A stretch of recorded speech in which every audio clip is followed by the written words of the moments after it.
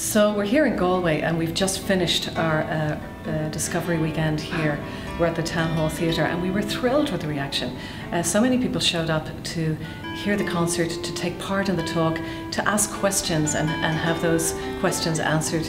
So we have a lunchtime recital where people can hear the harp being played, and then they have an illustrated talk given by a world expert on what the early Irish harp's history is. And then finally, we hand out beautiful measured copies of the harps that are in the museums, and then we show them very slowly how to start playing the instruments. So it's a whole package designed to introduce people to the sound and the sight and to the ergonomics of playing the harp.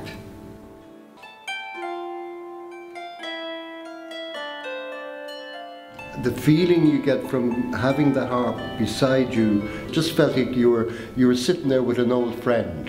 That's probably the best way to describe it. Even though it was the first time I ever met the harp.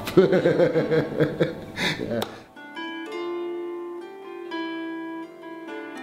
It's really nice to have a good overview. I thought it was well structured in terms of having a concert, so you get to hear what it sounds like and kind of this is the goal, you know, this is what's possible.